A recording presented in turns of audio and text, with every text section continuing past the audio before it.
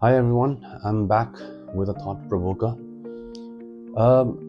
Every time मान्छेहरूले मलाई केही सोध्छ जस्तो सानो नानीहरू या जसले स्टार्ट गर्दैछ जसले पनि सोध्छ कि कसरी गर्नु कहाँबाट स्टार्ट गर्नु के गर्नु भन्दाखेरि चाहिँ I always prefer them to read Rich Dad Poor Dad from Robert Kiyosaki. मैले किन चाहिँ यो किताब पढ्नु भन्दाखेरि चाहिँ there is one specific reason for that. यो रबर्ट कियोसाकी स्पेसली उहाँले चाहिँ एसेट र लायबिलिटीमा फोकस गर्छ हो.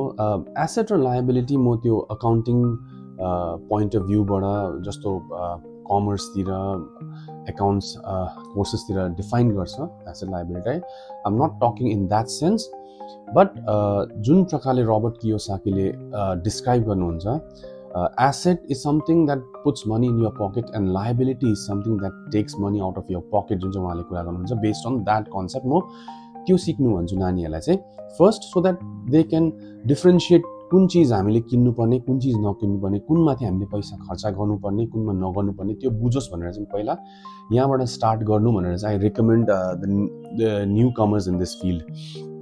नाउ तपाईँहरूलाई चाहिँ म एउटा क्वेसन सोध्नु चाहन्छु कि जुन चाहिँ घर the residence way we live in, जुन घरमा हामी बस्छौँ दिनरात जिउँछौँ, के त्यो घर एसेट हो कि लायबिलिटी हो? Based on what I have said तपाईँहरूले आफ्नो आन्सरलाई कमेन्टमा दिनुहोस् कि हामी बस्ने जुन चाहिँ घर छ के त्यो एसेट हो कि लायबिलिटी हो. म यहाँ अहिले नै भन्न चाहन्छु कि यो प्रश्नको आन्सर चाहिँ कुनै एउटा सिंगल राइट या रङ आन्सर भन्ने छैन. यसलाई दुई तरिकाले आन्सर गर्न सकिन्छ हामी, स्पेसली इन इन्डियन सोसाइटी. एक तरिका लजिकल म्याथमेटिकल एक्सप्लेनेसन हुन्छ यसको एउटा आन्सर, अर्को चाहिँ इमोसनल र answer based on societies norm. So there is nothing right or wrong answer for this question. It all depends on तपाईँको झुकाउ कुनपट्टि छ. Whether you are more inclined towards a mathematical and logical answer or you are more inclined towards the societal norms. So त्यसमा based हुन्छ. Still म चाहिँ जान्नु चाहन्छु कि तपाईँहरूको चाहिँ के छ सोचाइ कि हामी बस्ने जुन चाहिँ घर छ रेसिडेन्स त्यो चाहिँ के हाम्रो एसेट हो कि लायबिलिटी होस्? तपाईँको प्लिज आन्सरलाई कमेन्टमा दिनुहोस् है.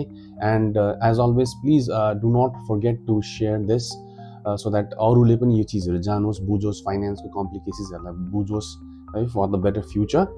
एन्ड वान मोर रिक्वेस्ट, तपाईँहरू सबैलाई चाहिँ म एउटा रिक्वेस्ट गर्न चाहन्छु कि मैले यो पोस्टहरू आफ्नो पर्सनल प्रोफाइलमा हाल्दैछु, but I request you to please follow my official website that is Finset wealth Facebook page. मैले लिङ्क पनि दिएको छु क्याप्सनमा, त्योमा फलो गरिदिनुहोस् मलाई, किनभने मेरो पर्सनलमा चाहिँ मैले यसलाई अहिले सेयर गर्ने कारण चाहिँ ताकि रिच होस् भनेर सेयर गरेको हो.